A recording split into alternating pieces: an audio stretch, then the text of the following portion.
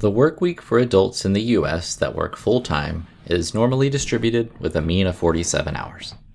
A newly hired engineer at a startup company believes that employees at startup companies work more on average than most working adults in the US. She asked 12 engineering friends at startups for the length and hours of their work week. Their responses are shown in the table below. Test the claim using a 1% level of significance. Give the answer to at least 4 decimal places. All right, so we have a set of data, and the first thing that we want to do is come up with the correct hypotheses. So we need to know what the claim is that we are working with. So let's read through and identify the claim. So the work week for adults in the US is normally distributed with, okay. So a newly hired engineer at a startup company believes that employees at startup companies work more on average than most working adults in the US. So we need to parse through that and identify what's important.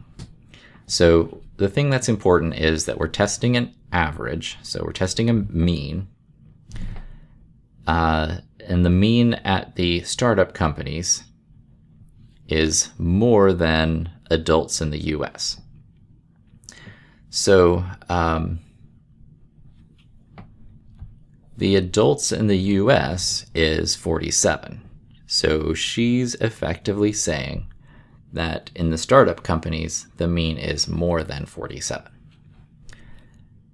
So we're testing a mean, so that tells us that we're either going to use a normal distribution or a t-distribution for our calculations. We'll get to that in a moment, but for now, we need to identify if this is a null or alternative hypothesis. And we know that it's an alternative because there is no statement of equality in that claim. If it had been greater than or equal to, less than or equal to, or just equals, that would have gone in the null hypothesis.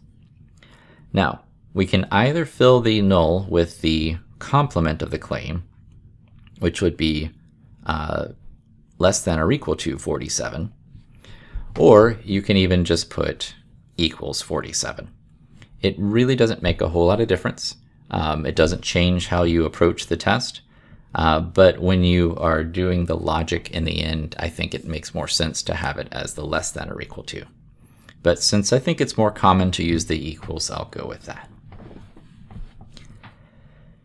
Now, the test statistic and the p-value. We need to know if we're using a t-distribution or a normal distribution. And the first thing that points us toward a t-distribution is that we have a fairly small sample. And we need to use a t-distribution if our sample size is less than 30. But if that's the case, we also need to make sure that the original population is normal to begin with. Otherwise, the central limit theorem won't guarantee that we have a sampling distribution that's normal. But since that was stated here, we're okay.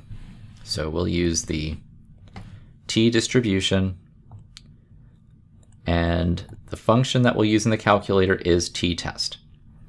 Now the thing is, I have a set of data that I'm working with, so I need to put that data into my list first, and I'm going to just put it in L1. So just give me a second to type all that in.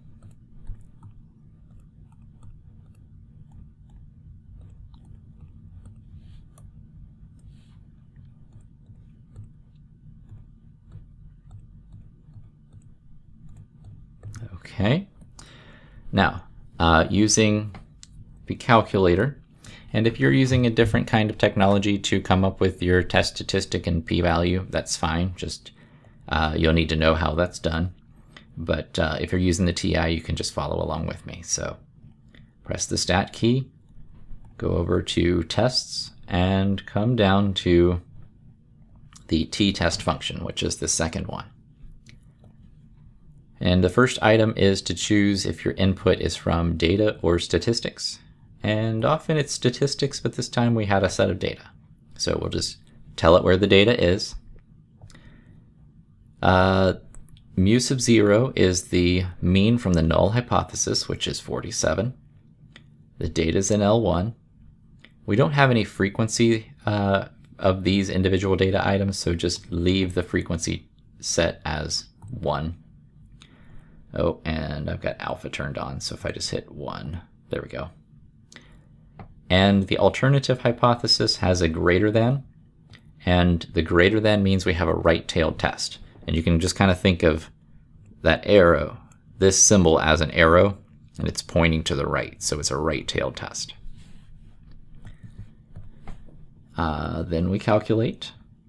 The calculator comes up with our test statistic and p-value.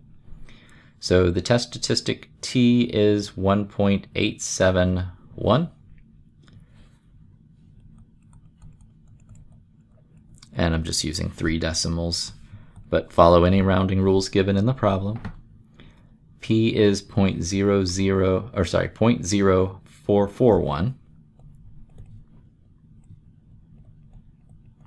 And I'm just using 4 because that's pretty common. The correct decision. So in order to make the decision, what we do is we take our p-value and we compare it to alpha, which is the level of significance. And I like to change these into percentages instead. So 4.41% compared to an alpha level of 1%. So the p-value is larger than alpha. And the rule is, if p is low, the null must go. But here the p-value is large. So the p-value is larger than alpha, so we fail to reject the null hypothesis. Which means the correct summary would be, so if you fail to reject the null hypothesis, you state in your first blank, there is not sufficient or enough, whichever you want to put there is fine.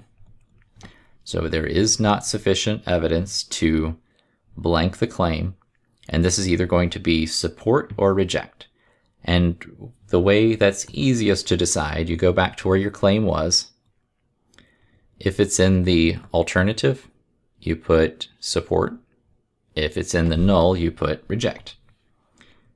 And there is some logic that you can walk through to prove that that works the way it does, but in the end, this will always work for you. So if you fail to reject the null hypothesis, you put is not sufficient. If you reject the null hypothesis, you put is sufficient. And then you decide support or reject based off of where your claim is in the hypothesis. And that's all there is to it.